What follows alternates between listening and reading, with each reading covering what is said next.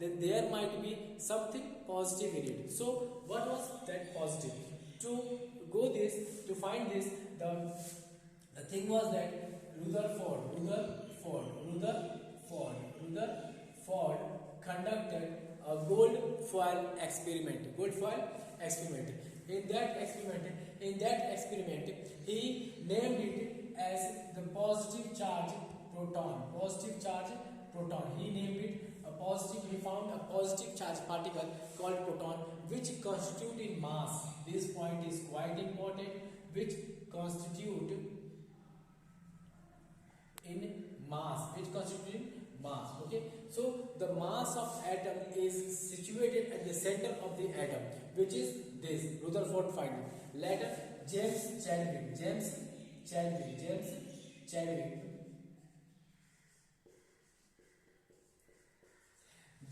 Chadwick found neutron. So if we learn about the sequence of this all mechanism is this. First of all, there was a matter. It is constituted of a smallest indivisible particle called atom. Now, atom was further investigated by cathode ray tube. William Crook found negative charge particles. Now, this was named as electron by J.J. Thomson.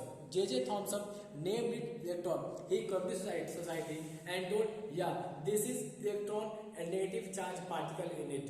Now, the question, now he produced a postulate like electron, it is like Bloom-Toding model. From here, J. Thomson produced Bloom-Toding model.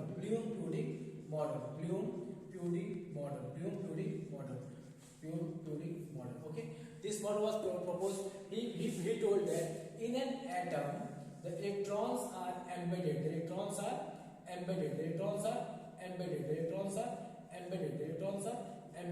But when he put this logic up in the society, people told that, oh man, if it is embedded, how come it produces a mechanical effect? It means if it is producing a mechanical effect on the paddle wheel of cathode ray tube, it has some energy in it and it was rotating initially. If it is rotating, it produces a mechanical effect on the paddle of the wheel. Therefore, this logic was failed because it was not stable there. It was moving. It was proved earlier by William Crook.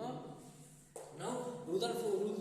Now this topic was, but his theory, Bloom-Toding model, proved that if it is negative electron is there, then there must be something positive, because negative and positive are the two sides of a coin. So there must be negative, then there must be positive. So the positive one was found by Rutherford by gold foil experiment. He bombarded alpha particle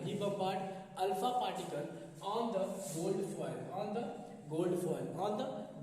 He bombarded alpha particle. He found that several alpha particles just stayed ahead, just moved ahead in a straight line, but a few just deflected from their path. But some just returned to a 180 degree. From this, out of 10,000 alpha particles, just one was returned to 180 degree back. So from this he concluded that at since most of the alpha particles remain passed undeviated, it means the atom has a lot of voids. Lot of empty spaces are there in an atom. So this was concluded here, and somewhat in the center there is a positively charged proton. So, and there is negative charge particles at the periphery. There is negative charge particles at the periphery. From here, a model of electron was given, but he told that there is a positive charge proton and there is an electron in outer periphery, but he could not define cells. So Rutherford told that electrons are rotating in the outermost cell. Then where people put up the doubt that if the positive at the center and negative at the periphery, it will lose its energy in rotating and it will come close to proton and collide to proton.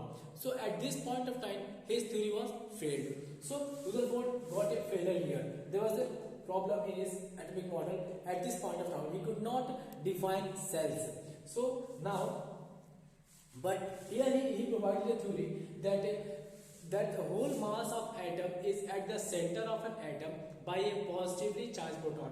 But experimentally it was found that the mass of proton was not actual mass of substance. The mass of substance was increasing somewhat double, always double. Why double?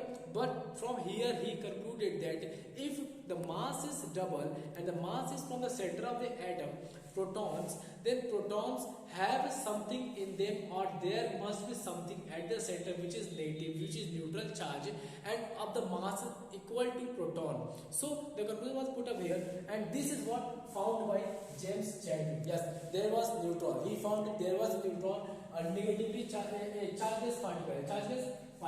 It was not having a charge, but mass equal to proton. Therefore, atomic mass. Therefore, atomic mass is the sum of proton and neutron. Sum of proton and neutron. Okay. So from here, it was decided that atomic mass is the sum of proton plus neutron. Quite important thing to be known, because several of the students get confused here that what is the mass number, what is the atomic number, what is the proton number. Nothing to get confused. Just look out the method. Just go with the flow. First of all, there was matter. It was divided to a smallest particle. It was named by Joel Denton as atom, and it is a smallest individual particle. Later, it was found that there by William Crook in the cathode ray tube that there is a negatively charged particle called, but there is some negative charged particle, but he didn't name the conclusion. He just concluded the topic, but he didn't name the particle.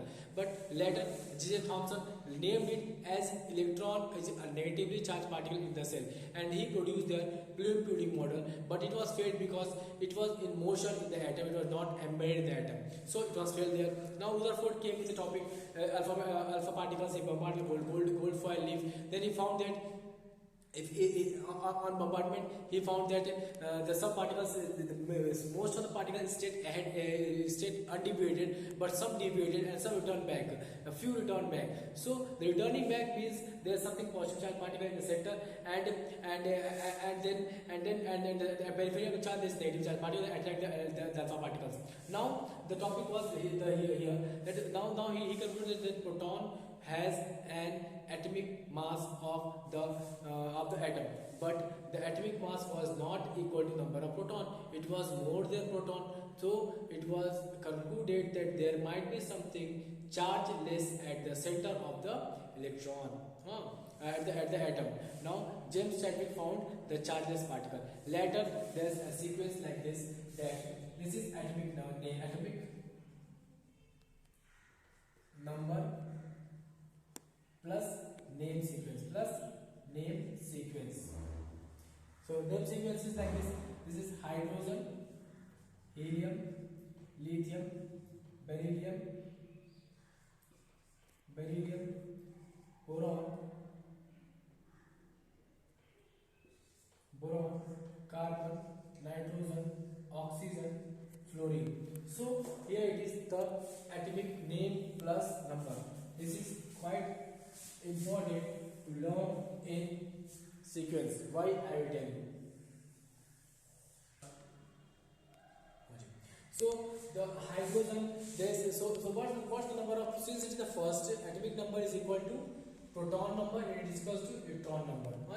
And the neutron number can be anything. So the number of proton in hydrogen is 1, helium is 2, lithium 3, beryllium 4, boron 5, carbon 6, nitrogen 7, oxygen 8, and fluorine 9.